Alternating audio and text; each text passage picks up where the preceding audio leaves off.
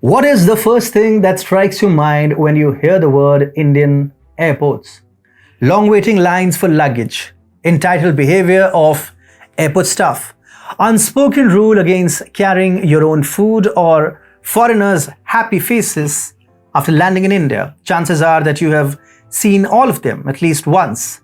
The problem is that negative headlines generally dominate the narrative in the media. Leaving a controversial past behind, Indian airports have seen a remarkable shift in their image the last few years. Global rankings are now identifying that. Namaste and welcome to TFIPost. I'm your host Atul Mishra. Let's begin. Recently, Airports Council International World partnered with Amadeus, a travel technology company, for Airports Service Quality Awards. It derives its authenticity from the methodology.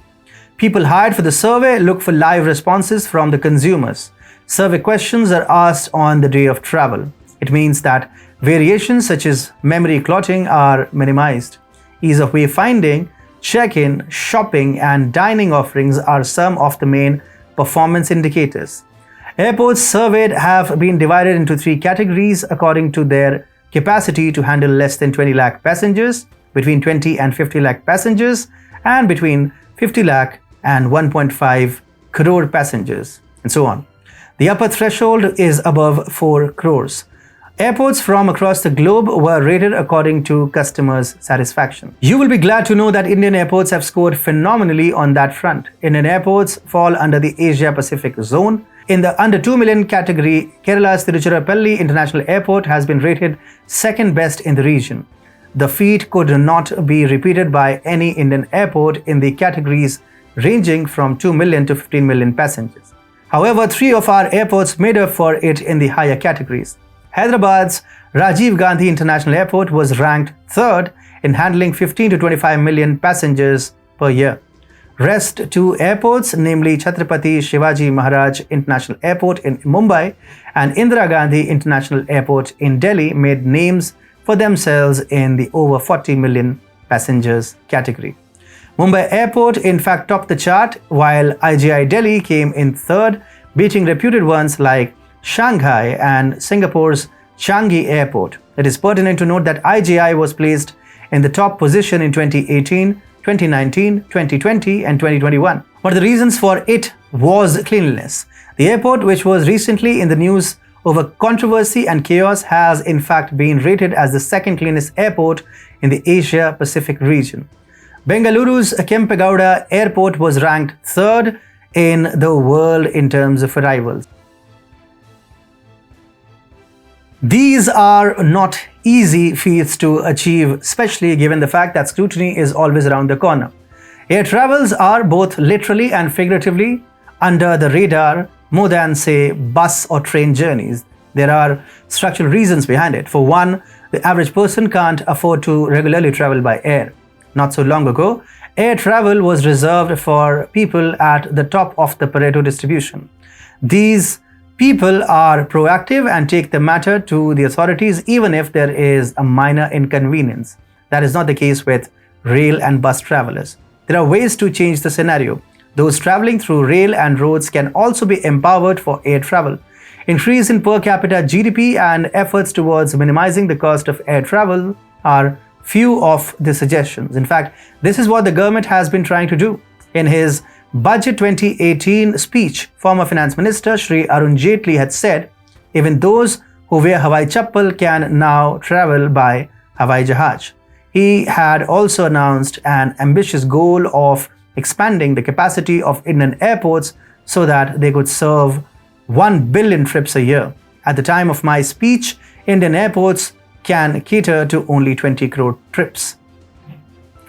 Jaitley ji was confident because at that time lots of groundwork had been done. In 2016, the Modi government came up with its National Civil Aviation Policy. It covers 22 areas of the civil aviation sector: regional connectivity, safety, air transport operations, the 5/20 requirement for international operations, bilateral traffic rights, fiscal support, maintenance, repair and overhaul, cargo and aeronautical. Make in India are some of the broad areas of policy.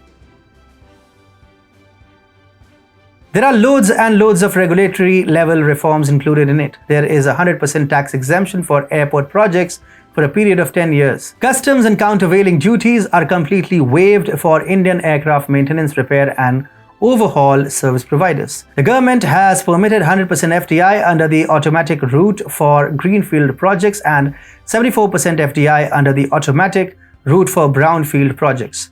On the other hand, greenfield airports are those that are built from the ground up on an undeveloped sites. Brownfield airports are those where there is already a structure or another airport that is being renovated for a new airport. Under the automatic route, 100% FDI is permitted in scheduled air transport service, regional air transport service and domestic scheduled passenger airlines. Over 49% of FDI would require government approval. After the opening of the airport sector to private participation, 6 airports are being developed under the Public-Private Partnership or the PPP model. Currently, 60% of air traffic is handled under this model, while the Airport Authority of India manages the remaining 40%.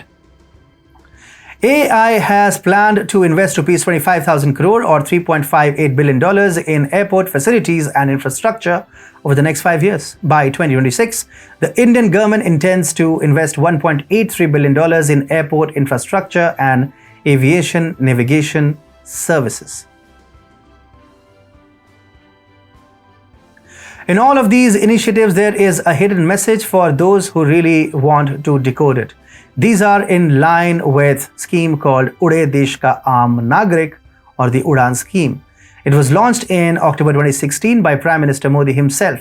The scheme envisages bringing the cost of air travel down to Rs 6 per kilometer.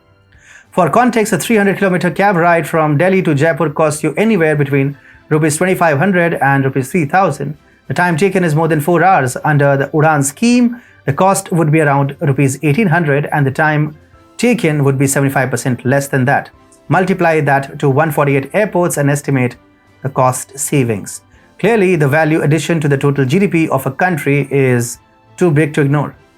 And that is why there is an emphasis on non-metropolitan airports. Tier 2 and Tier 3 are going to drive the next phase of India's civil aviation journey. Estimates suggest that due to increasing developmental activities, India will need at least 200 new low-cost airports. The government is not worried about it. In fact, its own estimates are higher than that.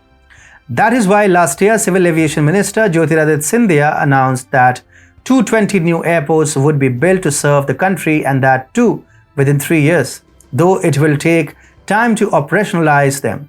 Earliest estimates suggest that all of them will be fully operational by 2040. 50 of them were announced in this year's budget.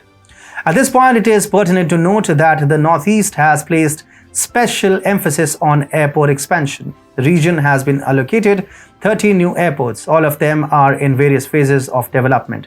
In the next 5 years, AI has envisaged building 20 new such airports in Tier 2 and Tier 3 cities in the region. Guwahati will be a central inter-regional hub, while Agartala, Imphal and Dibrugarh are slated to be intra-regional hubs.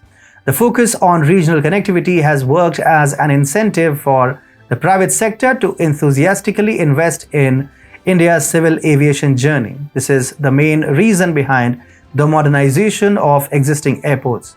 Moreover, more than Rs 1.65 trillion are supposed to bring more refreshing changes. At the same time, there is a bit of a worrying trend in the airports.